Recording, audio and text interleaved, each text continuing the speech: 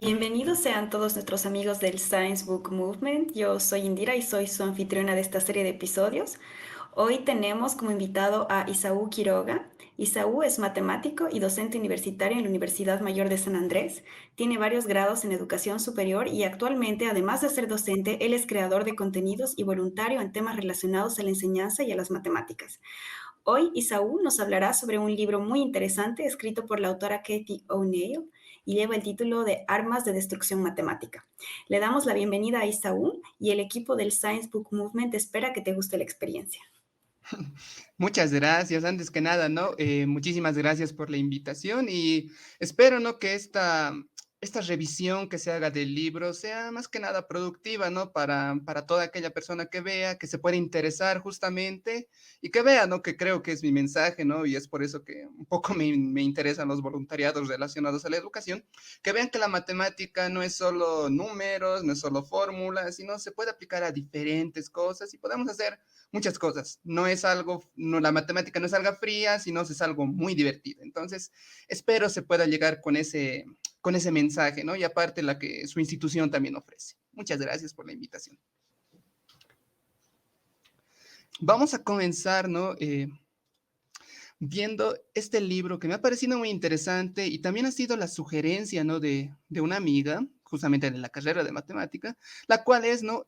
Armas de destrucción matemática, la cual nos dice, ¿no? Cómo este Big Data puede ser usado, por así decirlo, de mala forma para dañar a ciertas personas, inclusive, ¿no? Podríamos decir que daña a la misma sociedad.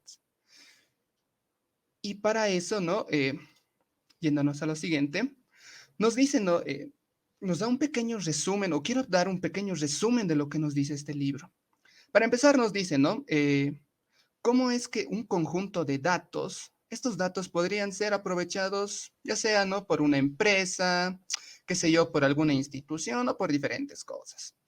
Algo con lo que yo lo he relacionado esto es muchas veces los permisos que suelen darnos cuando instalamos un programa o bien cuando tratamos de instalar una aplicación en nuestro celular. Nos dicen, ¿no? Vamos a Windows o la aplicación va a acceder a tu ubicación, va a entrar a tu foto, va a entrar a tus galerías, va a ver, no sé, tu correo. Yo dentro de mí decía, bueno, está bien, yo no tengo nada que ocultar, no tengo nada malo, a mí no me importa mucho que digamos, pero al leer este libro uno se da de cuenta que esa pequeña información, esas cosas, no sé, que te gusta el color azul, que vives en tal lugar, que te levantas a tal hora, que ves tal video, que te gusta tal temática, puede ser utilizado con estas instituciones, con estas empresas, para poder crear un modelo matemático, para poder ayudar o para poder ayudar a la misma institución a lograr sus fines. No sé, tal vez es eh, una publicidad o tal vez es para, qué sé yo, para algún trabajo o lo que sea. Entonces, todos esos datos que recopilan justamente ayuda para eso, para que el modelo matemático pueda ser un poco más eficiente. Entonces, brindar esa información muchas veces suele ser peligroso. Entonces, hay que tener mucho cuidado con esas cosas. Eso es lo primero que nos dice. Lo segundo es cómo estos modelos matemáticos resultan ser todo un misterio. La autora lo compara generalmente con lo que son las cajas negras. Nosotros no sabemos, o bueno, lo que se dice es, no se sabe cómo funciona el modelo matemático, ha sido hecho por un matemático, por un profesional o por profesionales, entonces uno dice, ah, bueno, yo puedo confiar en él. Pero muchas veces cuando uno investiga, se topa con ciertos inconvenientes. Hay algunas cosas o algunas partes del modelo que no son visibles, que no se las puede entender. Entonces, ahí es donde se genera esa incertidumbre de decir, ¿qué es lo que está haciendo este modelo? ¿Está justamente haciendo la función para la cual fue diseñado? Y eso nos lleva al tercer punto, el cual nos dice cómo esto puede afectar a un grupo de personas. Estos modelos matemáticos o las personas que hacen estos modelos matemáticos generalmente lo hacen para poder beneficiarse ellos, para poder optimizar ciertas cosas, que es justamente el fin de un modelo matemático. Pero muchas veces esa optimización o esas cosas que realizan afecta negativamente a las personas. Puede ser que les interrumpa en algún trabajo o puede ser que las interrumpa de una u otra forma. Y es justamente esta autora, Cathy O'Neill, que aborda diversos ejemplos de cómo es que estos modelos matemáticos son afectados o afectan a un grupo de personas. Entonces, con eso en mente, primero veamos un pequeño pantallazo de la autora. Y justamente en los primeros capítulos aborda, ¿no? Nos da un poco de la descripción de su vida y cómo es que ha logrado o cómo es que se ha inspirado en poder escribir este libro. Para empezar, nos dice, ¿no? Que era una persona que se dedicaba a la educación. Estaba netamente enfocada a la educación, le gustaba mucho la matemática, si no me equivoco, estaba en la parte de teoría de números y entonces se dedicaba solo a enseñar. Luego un día dijo, ¿no? Me gustaría hacer algo más, no solo quedarme en el aula. Y entonces es por eso que se va a este fondo de cobertura, ¿no? Que es en el segundo punto escrito. Y ahí es donde descubre justamente el lado, por así decirlo, maligno de las matemáticas. Ahí ve cómo esa información es usada de mala forma, ve cómo es que esa información perjudica a muchas personas y entonces es que ella se decide salir y se dedica más que nada, ¿no?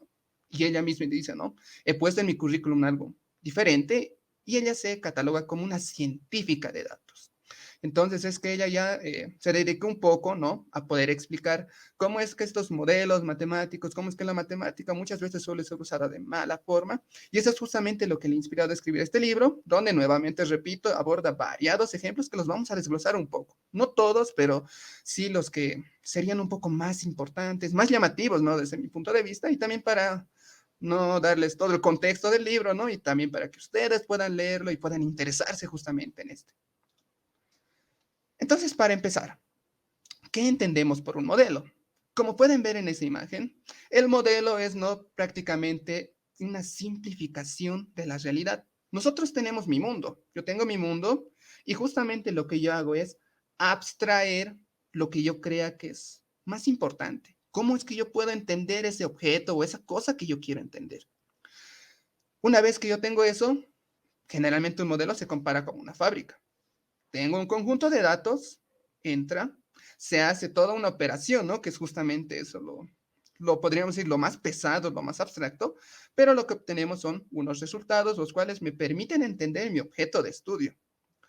Una vez que yo ya tengo esos resultados, obviamente pueden ser que algunas cosas me estén fallando, puede ser que otras cosas tenga que desarrollarlas un poco más, tal vez hay algunas fallas, entonces es justamente lo que necesitamos, la retroalimentación. Y a partir de que nosotros tenemos esa retroalimentación, obviamente mi modelo va a mejorar. Nuevamente les repito, este modelo solo es una abstracción de esas ideas. Nunca vamos a poder entender el mundo o mi objeto tal cual es. Si no, yo siempre voy a intentar entenderlo, ¿no? O por lo menos entenderlo de la manera más cercana posible. Entonces es eso lo que nos manifiesta la autora, en pocas palabras, ¿no? En palabras muy sencillas, de lo que implica o de lo que es un modelo matemático. Ahora, en aquí es necesario ver qué es lo que un modelo matemático se vuelve dañino, o como la autora lo llama, un arma de destrucción matemática, abreviado un ADM. Nos dice que las armas de destrucción de matemáticas son 3 puntos los que convierten un modelo matemático en un arma de destrucción matemática. El primero de ellos es la opacidad. Muchas veces, o generalmente, no entendemos cómo está operando el modelo matemático, qué es lo que hay adentro. Dentro de la fábrica nosotros no sabemos qué pasa. Entonces, esa opacidad, esas cosas que nosotros no podemos entender o que inclusive, ¿no? Algunos expertos no pueden entender, es justamente un primer indicio, una primera alerta de que esto puede ser un arma de destrucción matemática, un modelo matemático maligno, si ustedes quieren verlo. Lo segundo es la escala. ¿Cómo este modelo matemático se puede maximizar? Puede ser que haya sido creada en un lugar para ser aplicada en una empresa, pero puede ser que esa idea se propague a otra empresa, se propague a otra empresa y así sucesivamente. Y esto se expanda. Es un daño. Entonces este daño se puede maximizar. Y lo tercero nos dice justamente es el daño.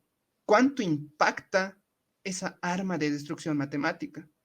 El daño, tal vez para la empresa, es, bueno, no hay ningún daño, es algo positivo porque les está ayudando a optimizar sus recursos. Pero puede ser que ese mismo modelo, esa arma de destrucción matemática, afecte a otro grupo de personas, como lo vamos a ver en los ejemplos que aborda la autora. Y algo muy importante y que se menciona a lo largo del libro son esos valores sustitutivos. Tal vez regresando, ¿no? Aquí teníamos un dibujo que se aproximaba un poco más a la realidad. Yo lo comparaba así, mi modelo matemático. Pero esto de los valores sustitutivos, si ustedes se fijan, es un dibujo, yo escogí este dibujo un poco más, no tan parecido, ¿no? La realidad es el personaje de Bob Esponja y sabemos que ese personaje o el que está en esa foto no es. Y justamente esos son los valores sustitutivos. Son ciertos valores los cuales permiten una interpretación, pero esa interpretación te lleva a lugares erróneos o es una interpretación mala. Lo vamos a ver enseguida en algunos ejemplos, cómo es que esos valores sustitutivos afectan negativamente y hacen que esta arma de destrucción matemática se pueda maximizar y daña a muchas personas. Muy bien. Entonces, con eso vamos a ver unos cuantos ejemplos de armas de destrucción matemática. La autora manifiesta varias armas de destrucción matemáticas y además manifiesta, ¿no?, unas posibles soluciones, cómo esas armas de destrucción matemáticas podrían ser utilizadas o podrían ser eh, aplicadas de mejor manera, no con el objetivo con los cuales están plasmadas. Una de las primeras es, ¿no?, de las evaluaciones universitarias de la US News. Justamente lo que hacen es un ranking de las, entre comillas, yo lo puse mejores universidades. ¿Por qué lo puse entre comillas mejores universidades? Porque este ranking usa ciertos valores sustitutivos. Por ejemplo, dice, ¿no?, una universidad va a ser buena si es que tiene muchos más graduados. Una universidad va a ser buena, no sé si es querida por el público, tiene mayor rating, por así decirlo. Entonces, lo que ve este modelo solo son esas cosas, valores sustitutivos, valores los cuales no reflejan la realidad. Puede ser que una universidad que haya sido evaluada sea muy buena, cuente con muy buenos docentes, pero su índice de graduados, por ejemplo, sea bajo. Entonces, según este modelo, esa universidad es mala. Entonces, ¿qué es lo que ha ocasionado este modelo? La autora utiliza el término carrera armamentista. ¿Qué significa eso? Que las universidades buscaban cumplir los parámetros que tenía este modelo matemático. Si, por ejemplo, medían mejores graduados, las universidades que hacían intentaban sacar todos los aprobados que pudieran, que tengan muchos más aprobados. No sé, tal vez ingreso de estudiantes. Si tengo más estudiantes, es una mejor universidad. Alguien puede decir, es algo lógico. Entonces las universidades intentaban atraer la mayor cantidad de estudiantes y decir, ah, bueno, miren, mi universidad es grande, tengo muchos estudiantes, entonces soy una universidad buena. Nuevamente les digo, estos son valores sustitutivos, no reflejan la realidad, no reflejan la palabra mejor universidad, lo cual es algo subjetivo. Y eso que también ha ocasionado.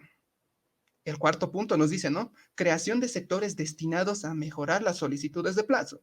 En Estados Unidos generalmente se mandan, ¿no? O por lo que yo tengo entendido, se mandan cartas para decir, ¿no? Me quiero postular a tal universidad, este es mi perfil o estas cosas. Y las universidades, ¿no?, aprueban o desaprueban tu solicitud. Lo que hacían o lo que algunas universidades hacían es que un estudiante se postulaba, le llegaba la invitación, bueno, se postulaba, le llegaba la invitación a la universidad. La universidad lo analizaba, tenía también su modelo matemático, que también el autor lo llama una mini arma de destrucción matemática. Ellos veían y decían, ah, bueno, este estudiante tiene este perfil, este tranquilamente podría entrar a una mejor universidad. ¿Para qué vamos a ocupar el plazo que podría ocupar un estudiante que no va a entrar a una de las mejores universidades? Entonces, muchas veces los excluían y preferían, ¿no?, jalar a los estudiantes, por así decirlo, que son más aptos, que podrían entrar. No podían ser aceptados en las grandes universidades, pero sí podían ser aceptados en universidades un poco, por así decirlo, un poco más chicas. Entonces, estos modelos, esta arma de destrucción matemática, creaba minis armas de destrucción matemática, las cuales perjudicaban muchas veces a los estudiantes. ¿Cuál es la solución que da la autora? O bueno, no la autora, sino es la solución que se ha dado. Es que se ha creado un software para ver la información de cada universidad, que el estudiante vea cómo es la universidad, cómo está clasificada, cómo son sus docentes, ciertas informaciones de la universidad a la cual el estudiante esté interesado. ¿Eso para qué? Para que un poco sea la evaluación o el ranking sea un poco más limpio. Pero si vemos esto, cumple justamente los tres parámetros. La opacidad, muchas veces no sabemos cómo vamos a clasificar lo de mejores universidades. Cumple justamente lo que es la escala. La escala, esto se ha maximizado en todo Estados Unidos, por eso es que la autora usa el término carrera armamentista, porque cada universidad intentaba mejorar su rating y justamente ha tenido un impacto en los estudiantes. Muchos estudiantes se postulaban a una universidad porque decían, yo quiero a esta, pero muchas veces los votaban o tal vez salaban a muchos estudiantes y diferentes cosas. Entonces, este es un ejemplo, ¿no? De cómo un modelo matemático puede ser convertido en un arma de destrucción matemática. Otro ejemplo. Aquí nos dice, ¿no? La autora nos habla de la predicción de crímenes. Y esto me ha parecido muy interesante porque cómo es que la matemática se puede utilizar con la policía, por así decirlo, para mejorar lo que es la sociedad, que no hayan tantos crímenes, delincuencia, etcétera, etcétera. Justamente lo que se ha creado es este sistema, este software que es Predpol, el cual procesaba los datos históricos de los delincuentes. Podía decirte, ¿no? Qué sé yo, en tal zona, en tal lugar, a tal hora, va a haber, qué sé yo, un asalto a mano armada. Entonces la policía, ya con este modelo decía, ¿no? Tenemos que mandar más refuerzos o personas que custodian más esa zona para que no ocurra justamente eso. Entonces, si nosotros vemos, eso es algo positivo. Podríamos decir, ¿dónde está lo malo? ¿Es un arma de destrucción matemática? Y justamente sí. ¿Por qué? Ha sido utilizada de mala manera. Se ha empleado lo que se conoce como la aplicación de la tolerancia cero. ¿Qué significa? Esto es lo que nos dice en pocas palabras, es que si yo veo que se están cometiendo ciertos crímenes iniciales, qué sé yo, botar la basura en algún lugar, ver a jóvenes que están en estado de ebriedad, hay más riesgo de que esas personas o que en ese lugar haya mayor delincuencia. Entonces, eso es algo un poco muy subjetivo, inclusive podríamos decir un poco racista. Entonces, eso o esa forma de analizar ha hecho que barrios pobres sean catalogados como peligrosos. Vean una persona, ¿no? Este modelo generalmente decía, en los barrios más pobres o en los barrios donde hay personas afroamericanas o personas latinas, es donde va a incidir un poco más el crimen. Lo que hacían con esta tolerancia cero es vigilaban esa zona y al primer riesgoso, por así decirlo, la persona que aparentaba ser peligrosa, lo detenían y lo cachaban. Y por así decirlo, no sé, le encontraban con una botella de alcohol o con una lata de cerveza. Entonces ya directamente a la cárcel. O lo encontraban, no sé, con alguna sustancia, tal vez con un objeto cortopunzante. Entonces, por delitos menores, los llevaban a la cárcel. ¿Por qué? Decían, ellos tienen más probabilidad de poder ser criminales en un futuro. Y eso ha llegado a molestar a la gente. Los controles policiales han sido muy molestos. Solo por ser latino, solo por ser afroamericano, solo tal vez por tener un tatuaje, solo por vestirte de alguna forma, ya podías ser tú un criminal. Te llevaban a la cárcel, no sé, 24 horas, y eso justamente es un arma de destrucción matemática. No sabemos cómo funciona este modelo, ha tenido una gran escala, está iniciada en un pequeño lugar donde no habían muchos policías, ha sido creado de buena forma, pero después ha sido utilizada de mala forma. Y justamente el impacto ha sido molesto. Entonces es este otro el ejemplo, ¿no? De un modelo que se ha convertido en un arma de destrucción matemática. La solución que nos da la autora, ¿cuál es? Nos dice, ¿por qué nosotros nos fijamos en las personas que pueden ser delincuentes y por qué no nos centramos en ayudar a las personas que ya están dentro de las cárceles a que ya no sean delincuentes? Por eso es que nos dicen, ¿no? Es necesario la optimización de las cárceles. Con estos modelos sí efectivamente podemos pillar a todas las personas que sean delincuentes, pero la pregunta interesante sería, ¿qué los ha impulsado a realizar eso? Si su permanencia en la cárcel ha hecho que tal vez quiera delinquir más cuando salga, tal vez sería bueno, no sé, reducir un poco la condena, tal vez hacer otras cosas para mejorar la condena, de tal manera de que la persona que haya entrado a la cárcel ya no sea un delincuente, sino sea una persona buena para la sociedad, que es justamente lo que se quiere. Entonces, con estas cosas o con estos modelos que nosotros realizamos, podemos llegar a lastimar a mucha gente. Solo por ser latino, solo por ser afroamericano, muchas de esas personas han sido detenidas. Entonces, ese es otro ejemplo, ¿no? De cómo un modelo matemático que al principio era bueno, puede ser utilizado como un arma de destrucción matemática. Vámonos con un siguiente ejemplo. Bueno, como les digo en el libro, hay muchos más, inclusive muchos más interesantes también. Y el tercero es justamente este que me ha parecido muy interesante y tiene mucha relación con lo que decía en un inicio de que, ¿qué van a hacer con mi información? Que es justamente la calificación electrónica. Esto nos dice, ¿no? La autora que son sustitutos de las calificaciones crediticias. En Estados Unidos, comenta la autora, se hace una calificación en base al crédito. ¿Qué significa eso? De los préstamos en bancos, cuánto es que, si es que esa persona cumple con los pagos, no ha cumplido, qué cosas han pasado. Entonces, ve su calificación crediticia. Esa información es personal, es para la persona, pero muchas veces las empresas, personas o diferentes instituciones eh, crean un modelo que sustituye eso y te da una calificación de bueno o malo según cómo tú lo obtengas. Para eso que utilizan valores sustitutivos basados en prejuicios. Entonces, lo que hacen estas empresas es recolectar todas las informaciones que se tiene y crean tu propia calificación electrónica. Esto generalmente se lo utiliza para un trabajo. Entonces, lo que hacen las empresas para poder contratar a una persona es sacan esa calificación crediticia y ven, ¿no? De acuerdo a eso, y dicen, ah, bueno, esta persona puede ser apta o no puede ser apta. Entonces, en pocas palabras, nos están clasificando de acuerdo a cierta información que se recaba en Internet, que muchas veces no es la correcta. Esa calificación también muchas empresas la presentan como un perfil de consumidor.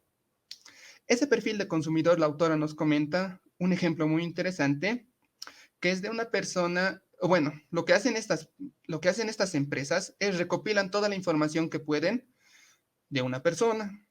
Pónganle, no sé, Juan Pérez.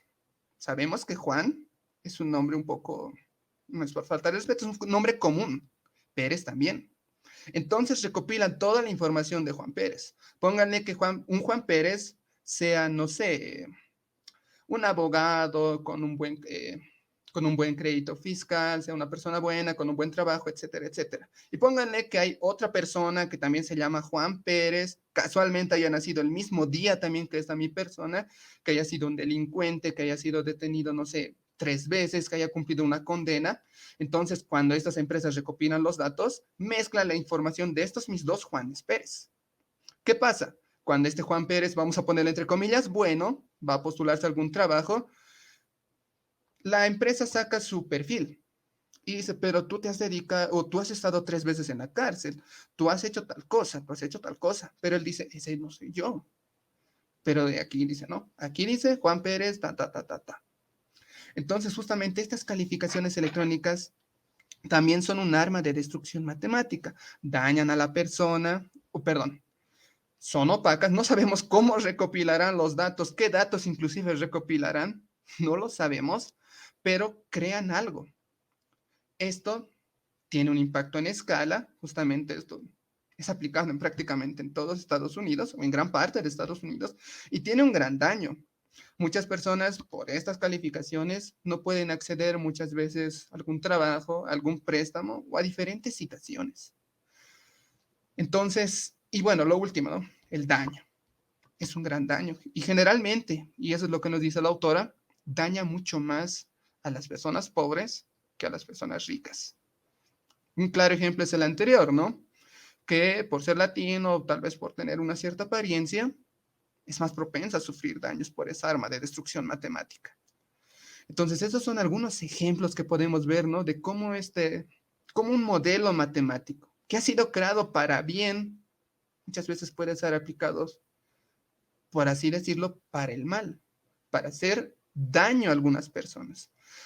La empresa obviamente se favorece, o la persona que aplica el modelo se favorece, porque dice, ah, bueno, yo estoy obteniendo unos resultados positivos para mí, pero no se pone a pensar cuánto daño está haciendo a muchas personas. Entonces, esos son algunos ejemplos. Y hay muchos más, como les repito, hay inclusive cómo esto puede influir en la política, cómo puede esto influir en los seguros. Entonces hay diferentes ejemplos y el autor los desglosa paso a paso, ¿no? Entonces son esos, o son esas las cosas que hacen que un modelo matemático se convierta en un arma de destrucción matemática. Con todos estos ejemplos, al final la autora nos da una especie de conclusión. Nos dice, ¿no? Que estos modelos matemáticos, si somos sinceros, nos ayudan de cierta forma, nos ayudan a optimizar muchas cosas. Es una gran, aquí usa la autora, lo compara con la revolución industrial. La revolución industrial prácticamente ha cambiado todo, ¿no? Ha hecho que se produzcan más cosas en un mayor tiempo. Pero lo que muchas veces uno no se da de cuenta son las consecuencias, o lo que uno no ve son las consecuencias que ha traído esta revolución industrial. Ha habido explotación, ha habido niños trabajando, si no me equivoco, altas horas de trabajo, pagos eh, que no se equiparan, ¿no?, al tiempo invertido, diferentes cosas. Eso ha pasado en la revolución industrial. ¿Y qué es lo que se ha hecho? Posterior a que ha aparecido la revolución industrial, perdón, se han normalizado algunas cosas. Y eso es justamente lo que la autora nos dice. Nos dice, estos modelos matemáticos, para que no se conviertan en armas de destrucción matemáticas, es necesario que nosotros podamos regularizarlas. ¿Por qué? Porque pasan estas cosas. Uno, se alimentan mutuamente. Estos modelos matemáticos, si bien crea uno un modelo matemático que se convierte en un arma de destrucción, crea otro, muchas veces se alimentan. Un claro ejemplo es lo que les comentaba de las calificaciones crediticias.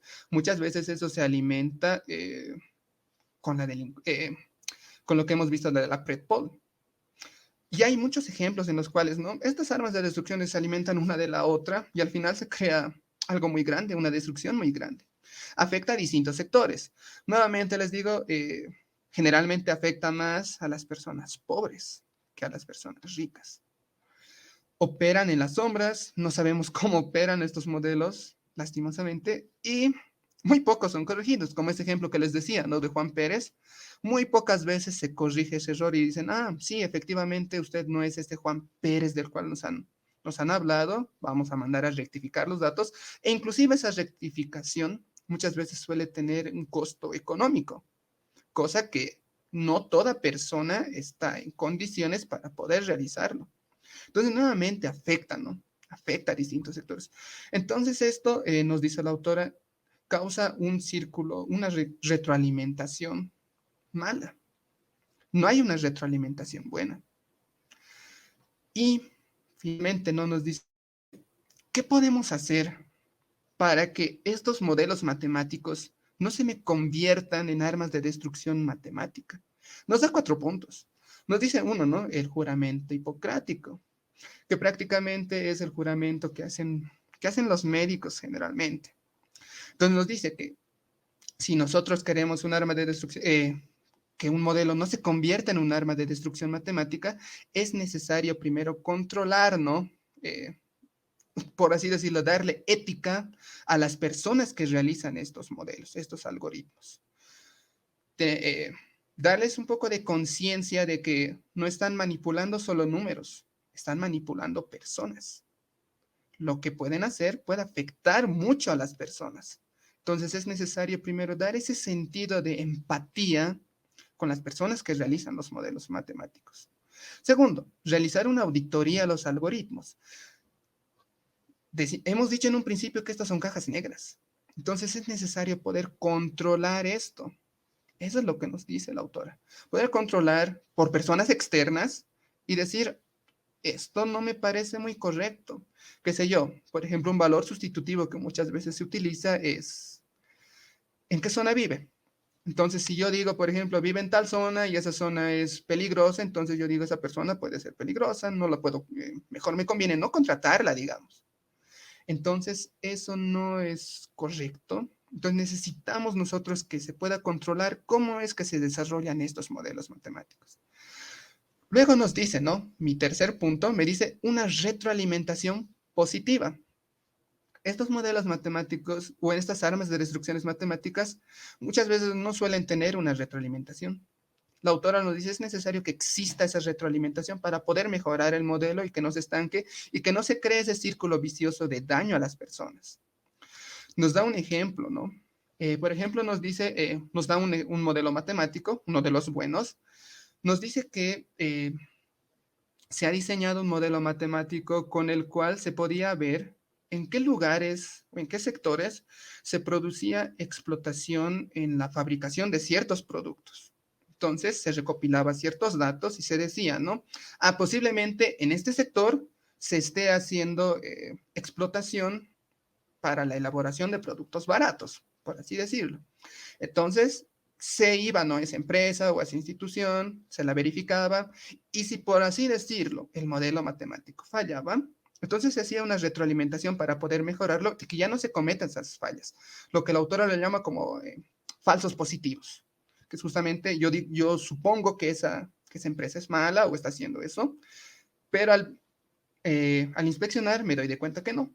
Entonces, ejemplos como eso es necesarios para que se puedan mejorar los modelos matemáticos. No solo cerrarse en decir, ah, bueno, está cumpliendo y ya, sino ver qué cosas más puedo mejorar, qué cosas están fallando. Eso es justamente lo que se necesita para mejorar y que no se me convierta en un arma de destrucción matemática. Y finalmente nos dice, ¿no? Eh, usarlo con las, entre comillas, mejores intenciones.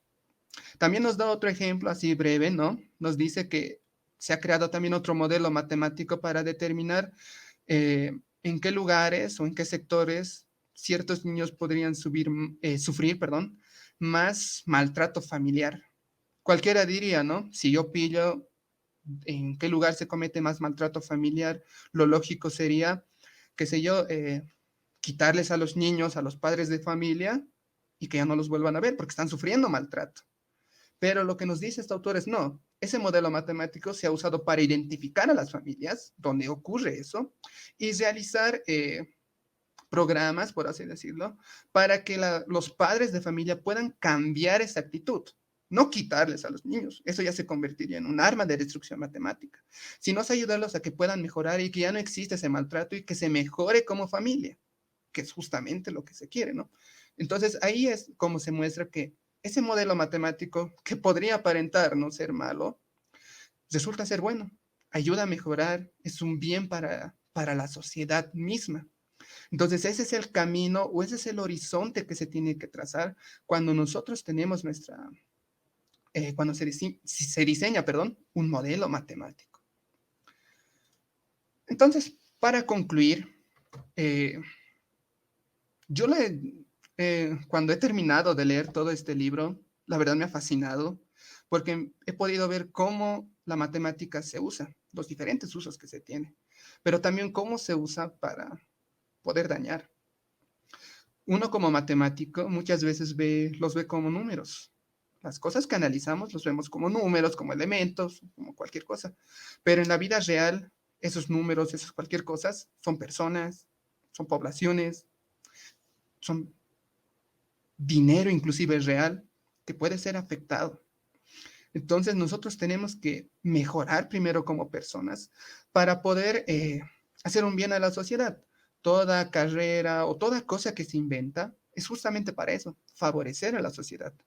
Hay un problema, los profesionales se encargan de darle la solución desde su área, pero todo en bien de la sociedad, no para perjudicarla. Entonces es por eso que yo concluyo, ¿no? O la conclusión que he podido sacar es que con este conocimiento matemático o con los modelos matemáticos que se realizan, podemos seguir dos caminos. Lo primero es utilizarlo con gran responsabilidad, por eso pongo esa frase, ¿no? Un gran poder conlleva una gran responsabilidad, usarlo de buena manera, o bien podemos seguir el otro camino, solo utilizarlo para poder, por así decirlo, lucrar, para poder que mi empresa o mi institución o donde se esté desarrollando y aplicando ese modelo matemático me favorezca.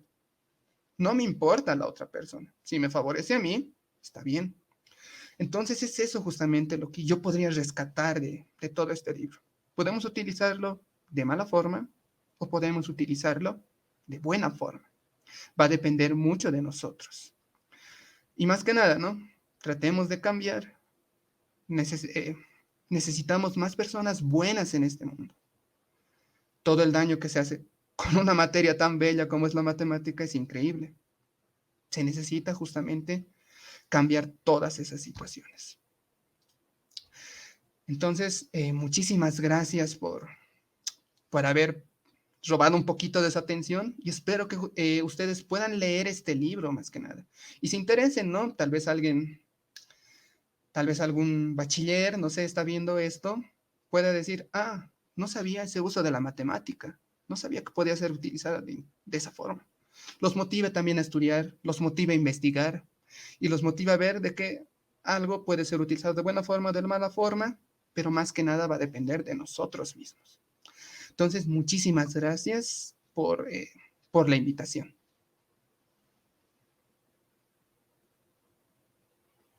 Bueno, Isaú, muchísimas gracias a ti por tu presentación. Ha estado de lujo, muy interesante. La verdad es que yo súper contenta porque siempre me llevo lecciones para la casa, aprendo un montón. Y bueno, ahora platiquemos un poco, ¿no? Sobre el libro, que tengo ahí unas cuantas preguntas y bueno, y comentarios también de mi parte, ¿no? Eh, pues por toda la exposición y por todo lo que nos comentabas, me da un poco la impresión de que sin supervisión cualquier algoritmo tiene como una fuerte tendencia de convertirse en un arma de destrucción matemática, ¿no? Y mi pregunta entonces es, ¿por qué? O sea, ¿por qué esa tendencia es tan fuerte, ¿no? Eh, no sé, ¿qué opinas? ¿Qué piensas? Bueno, personalmente, ¿no? Es como, puedo decirte, como un cuchillo. Un cuchillo, un carnicero lo puede usar para cortar carne. Un cuchillo también se puede usar para, no sé, una persona lo puede usar para lastimar a una persona. Entonces yo pienso que los modelos matemáticos funcionan de la misma forma. Nosotros lo podemos utilizar de buena forma, de mala forma, va a depender mucho del fin que nosotros queramos darle. Como te decía, ¿no? O como mencionaba en la exposición, muchas veces las empresas los utilizan solo para lucrar. Por ejemplo, ¿no? La autora nos menciona así a grosso modo, nos menciona un modelo por el cual se evaluaba los currículums de algunas personas. Sabemos que evaluar un currículum es moroso. Entonces, se ha creado un modelo matemático para eso. Pero lo que hacía este modelo es muchas veces discriminaba a muchas personas, valores sustitutivos. Por ejemplo, no sé, en Estados Unidos, por ejemplo, si alguien tiene algún apellido latino, entonces decían, esa persona puede ser que no hable inglés, entonces no conviene contratarla, digamos. Entonces, mucho depende del fin de la empresa, institución, persona de que lo use. El modelo matemático ahí está, pero depende mucho de la persona cómo lo utiliza, si para bien o para mal. Eso yo, desde mi punto de vista. Y justamente, bueno, traigo a colación un poco un comentario que me pareció muy, muy alusivo a la temática. Y es que estaban haciendo unas pruebas con este tema de la inteligencia artificial y pues no era un grupo de científicos y qué sé yo, y de científicos de datos que estaban con este tema de la inteligencia artificial y entrenaron a una red neuronal, a una inteligencia artificial en datos solamente de Twitter. ¿No? Y lo curioso es que en 48 horas la inteligencia artificial era súper racista, era misógina, ¿no? Entonces es una cosa que, como tú dices, depende del fin y de, obviamente, los datos que tú utilizas para entrenar. Entonces, claro, de por sí me da la impresión de que estos algoritmos son como muy susceptibles a mostrar un poco nuestro propio pensamiento un poco sesgado, digamos, ¿no? De situaciones particulares, ¿no?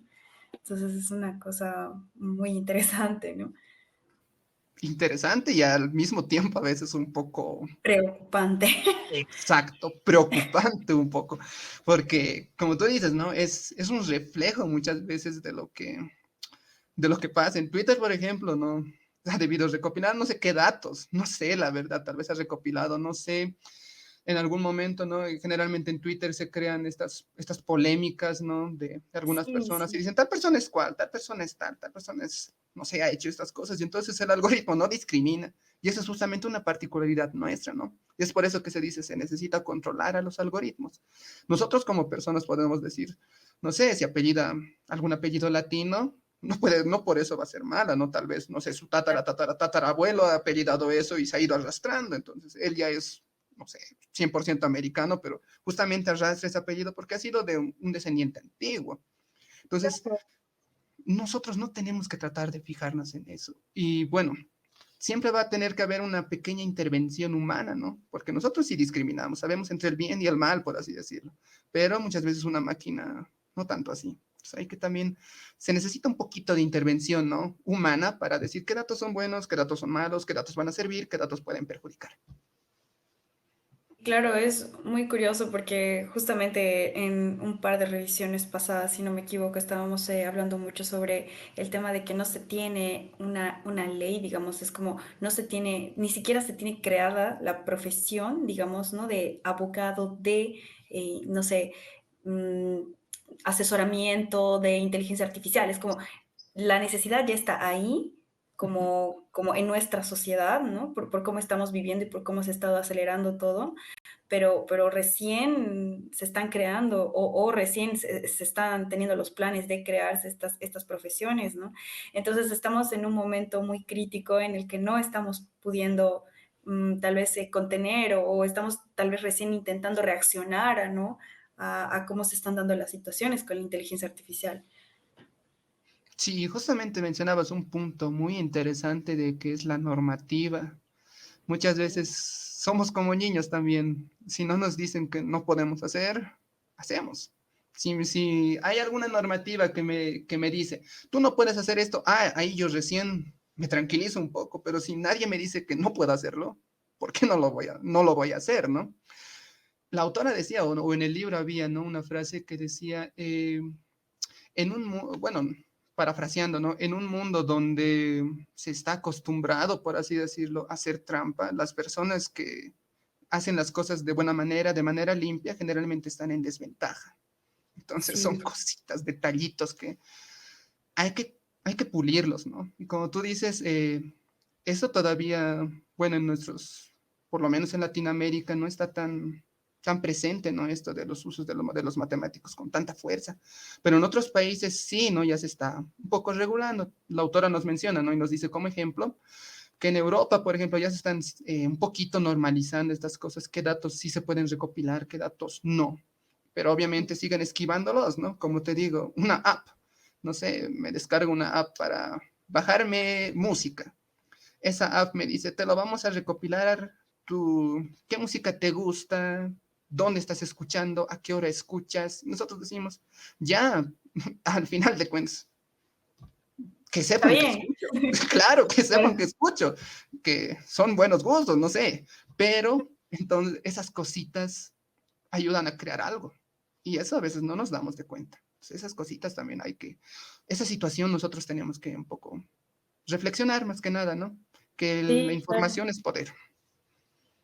Completamente. Y claro, reflexionar y al mismo tiempo, bueno, como individuos tal vez es un poco complicado, ¿no? Hacer algo y justamente a esto iba mi siguiente pregunta. ¿Qué piensas tú que como individuos nosotros podríamos hacer en nuestro día a día para que podamos quizás, no sé, evitar un poco mm, mm, caer en estos sesgos o no sé, es como caer en estas decisiones que están desviadas, es decir, cómo no ser tan víctimas, digamos, de estos algoritmos que tienen tendencia a ser destructivos, ¿no? ¿Cómo no ser víctimas? Eh, O cómo ser, o cómo evitarlo un poco, o cómo mitigarlo tal vez, porque creo que es como muy difícil no ser víctima en el mundo en el que vivimos, ¿no? claro, claro. Más que nada, ¿no? Desde mi punto de vista es, primero que nada, informarse. Y justamente, ¿no? su medio, ¿no? Lo que están ustedes haciendo, justamente para informarse de diversos temas. Mientras uno sepa más, es mejor. Entonces, lo primero que, desde mi punto de vista, sería, ¿no? Informarse un poco de qué son estas cosas o cómo es que esa información puede ser utilizada. Justamente por eso es que me llamó muchísimo la atención este libro, ¿no? Y me gustó compartirlo. Y lo segundo, más que nada, ¿no? Una vez que uno se informa, ya ve qué elementos le pueden servir un poco más para defenderse. Por ejemplo, esto de la ciberseguridad, por ejemplo, actualmente hay que conocerlo un poco, ¿no? A veces nos dicen, ¿no? Nuestra contraseña tiene que tener un punto, una mayúscula y qué sé yo. Pero eso es Claro. justamente para nuestro bien. Nos ayuda para proteger nuestros datos. Porque estos programitas o algunas cosas maliciosas pueden entrar a nuestro correo, a nuestra cuenta bancaria o qué sé yo, y estamos perdidos, ¿no? Claro. Levemente algunos sacan información, otros sacan dinero inclusive. Sí, claro, es Y si tú complicado. pones, Hoy día sí. exacto, y si tú pones de contraseña un 1, 2, 3, 4, 4, 3, 2, 1, ya estás, chao. Eso, una computadora lo resuelve en 2 segundos. Pero si tú creas, no sé, una palabra medio larga que tenga ciertas cosas, como nos piden, ¿no? Es molestoso, hasta yo mismo me olvido de mis contraseñas porque digo, creo que está escrito con en vez de una A, un 4, en vez Sí, o de, una no sé, arroba, ¿no? una arroba, exacto. Entonces yo digo, ¿cómo me voy a recordar? Pero es necesario justamente esas cosas. Un poco informarnos y un poquito más especializarnos, ¿no? Para no poder caer en esas situaciones. Tengo una pregunta hablando un poco sobre esto de los algoritmos más dañinos y tal. ¿Cuál es el algoritmo más dañino por por sus implicaciones que cita la autora, ¿no? ¿Cuál es? El algoritmo más dañino. O el ejemplo de, ¿no? El contexto quizás. Es que el autor es un poco en ese punto, no, no, Habla de muchos. habla muchos, pero no sé si decirlo extremista, pero nos da muchos algoritmos y cada uno muestra un riesgo potencial, ¿no?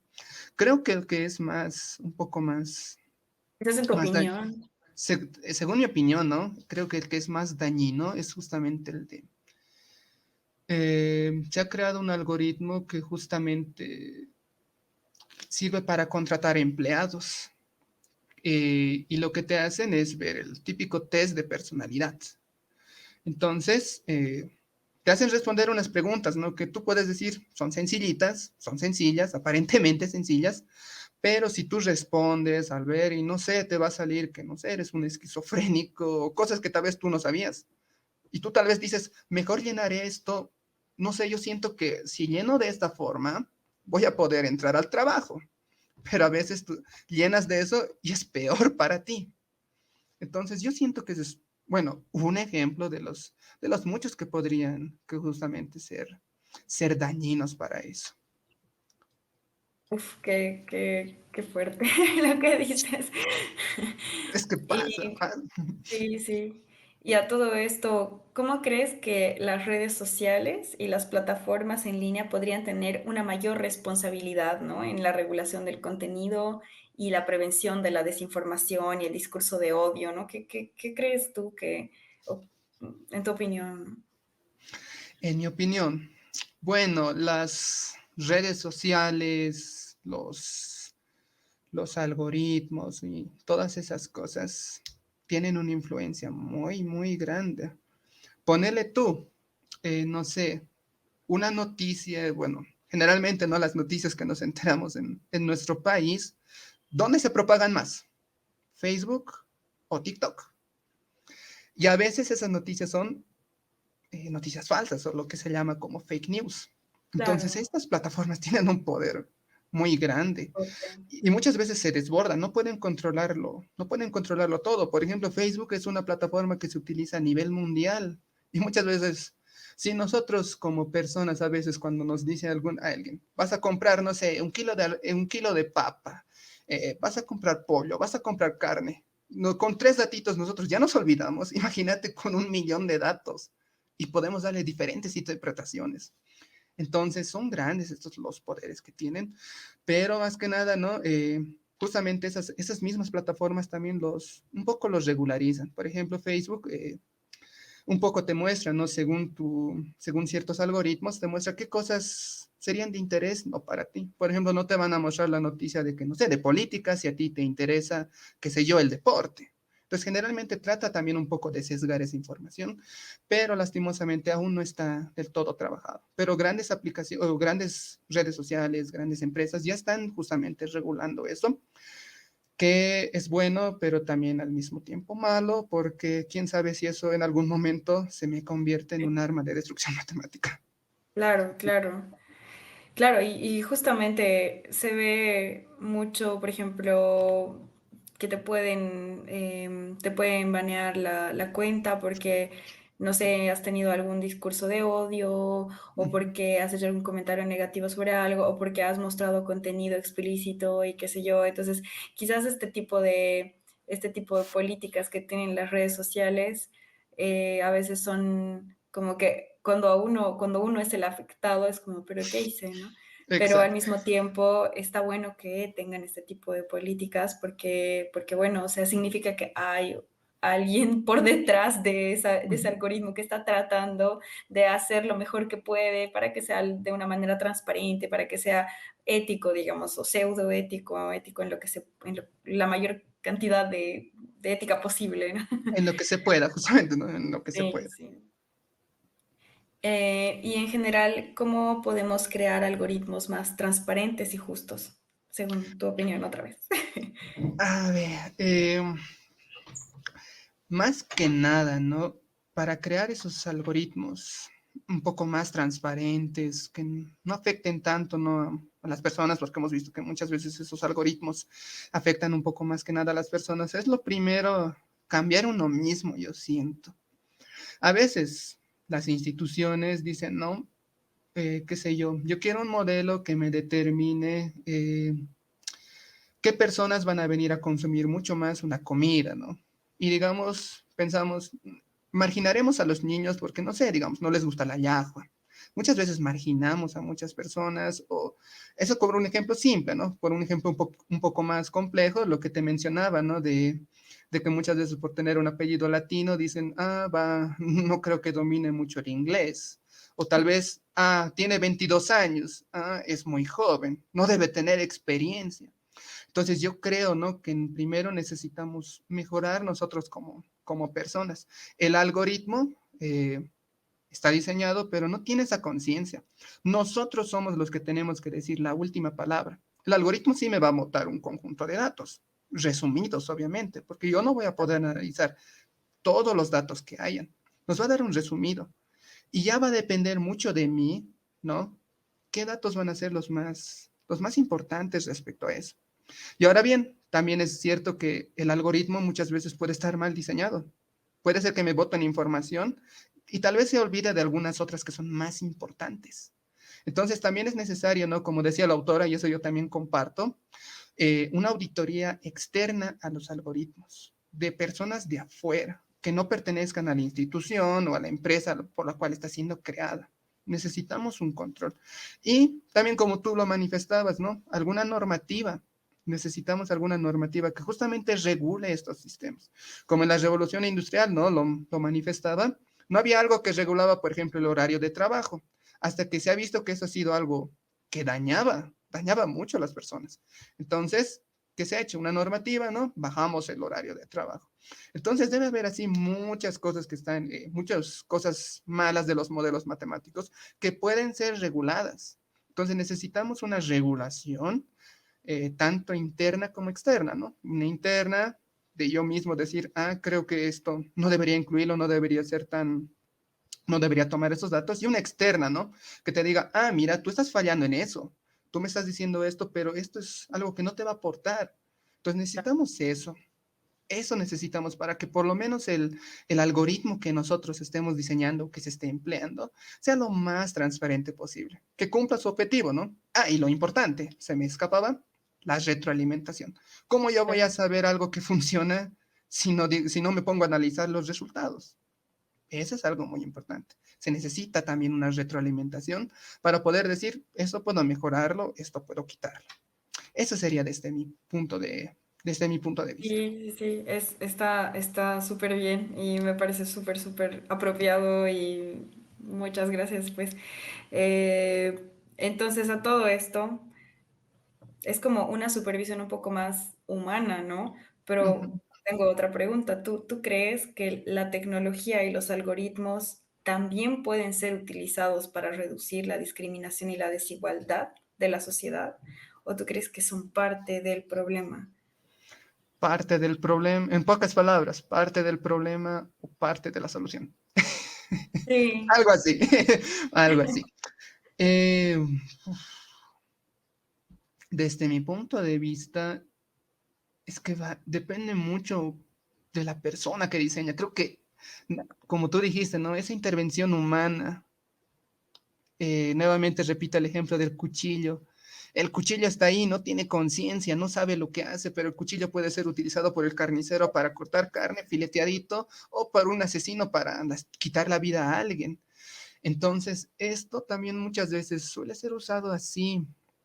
Hay algunos algoritmos que justamente fomentan eso, como lo que mostraba, ¿no? De la delincuencia, que justamente veían más a personas latinas o personas afroamericanas, pero también hay algoritmos justamente que no hacen eso, como lo que mostraba del algoritmo, por ejemplo, o lo que manifestaba del modelo de la explotación que se hacen en algunas fábricas, ¿no? Se pillaba y se decía, se está realizando esta explotación, entonces necesitamos mejorar esto. Entonces depende mucho nuevamente repito, según yo, depende mucho de quién diseña el algoritmo y cómo lo utiliza ese algoritmo.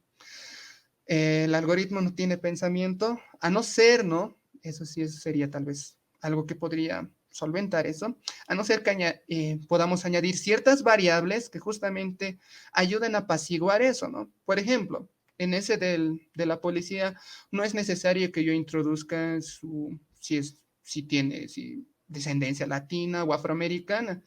Basta con ver, qué sé yo, cuántas veces ha sido, cuántos crímenes ha cometido, si es que tiene algún crimen, qué más podría ser, tal vez si ha estafado a alguien, o sea, hay diferentes cosas que no solo se evocan en ver la característica de una persona o algo. Los datos los tenemos, o bueno, lo tienen esas grandes empresas. La cosa es cómo van a utilizar esos datitos, cómo puedan utilizarlos, si para Claro. bien o para mal. Ese sería mi punto de vista. Como te digo, creo que todo se resume en nosotros. Nosotros somos los que estamos un Sí, poquito mal. sí. Nosotros somos los que usamos las cosas para mala forma. Sí, es que es un reflejo, es lo que te comentaba, ¿no? Sobre el entrenamiento de esta inteligencia Sí, artificial con los comentarios de... O sea, es un simple reflejo de la humanidad en sí. Entonces, claro, como tú dices, la solución está en cambiar nosotros primero, pero también, claro, tratar de, ¿no? De tomar mejores decisiones en el momento de utilizar estas herramientas, ¿no? exacto. Mm. Amanda tiene una pregunta y Ya. ella nos dice, ¿hay alguna relación entre el área de ciencia de datos, la especialización de la autora Katie O'Neill, con todo el contenido del texto y con lo que ella quiso plasmar? Ya, ya. ¿Hay alguna relación entre el área de Sí, ciencia de datos, la data science, la especialización de la autora? Sí, hay una relación. Justamente, ¿no? La autora nos dice, ¿no? En los primeros capítulos nos dice que su área, ¿no? O su especialidad era justamente la teoría de números. La teoría de números justamente evoca todas estas cosas, ¿no? Más que claro. nada, un poco, ¿no? A comentario, la teoría de números ha sido creada, podríamos decirlo, para ganar ciertas cosas bueno, es la estadística y algunas otras áreas han sido creadas más que nada para ganar apuestas, así en pocas palabras, para tratar de predecir algo. Se dice en un comentario, por ejemplo, no me recuerdo en estos momentos, de un estadístico que justamente, por ejemplo, no me recuerdo muy bien, pero creo que era de los dados. Él sabía, ¿no? Que cierta combinación de dados salía. Entonces él se aprovechaba de eso y decía, no, yo te apuesto que va a salir esto. El otro ingenuo, ya, ya, pues no, no, yo digo que va a salir otra combinación. ¿Quieres apostar? Bueno, y ganaba. Obviamente la Claro. probabilidad Él ha sido, bueno, tenía las bases, por así decirlo, ¿no? De la probabilidad. Justamente esta autora, ¿no? Con lo que sabía de teoría de números, estaba muy relacionada justamente con lo que es la ciencia de datos.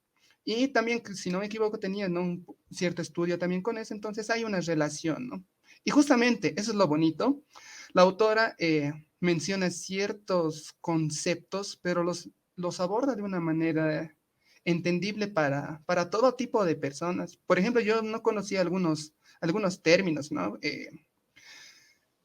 Uno era el bayesiano, si no me equivoco, el test Ah, AB, el test AB.